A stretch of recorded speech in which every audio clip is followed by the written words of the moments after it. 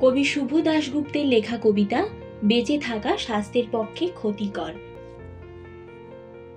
বেঁচে থাকা স্বাস্থ্যের পক্ষে ক্ষতিকর।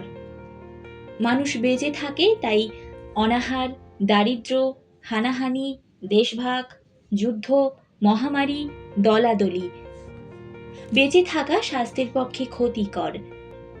আপনি বেঁচে আছেন তাই চাকরি গেলে কষ্ট পান, মাইনে না পেলে কষ্ট পান, রোগ ভোগ হলে কষ্ট পান, যা কিনতে চান পয়সার অভাবেই সেসব কিনতে না পেরে কষ্ট পান। বেঁচে থাকা তাই স্বাস্থ্যের পক্ষে ক্ষতিকর। বেঁচে আছেন তাই তৃণমূল, সিপিএম, বিজেপি।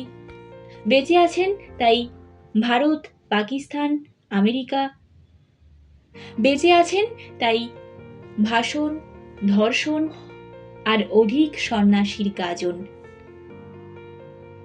তাই বেঁচে থাকা স্বাস্থ্যের পক্ষে ক্ষতিকর। আমাদের ডাল ভাত খেতে হয় তাই বহু লোক চাষি।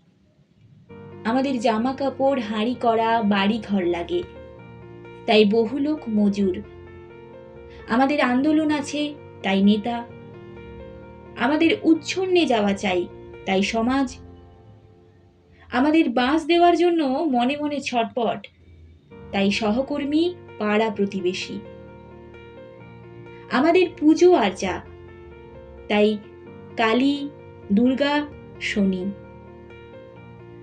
আমাদের বাড়তি পয়সা চাই তাই লটারি, জুয়া, কৌন বনেগা।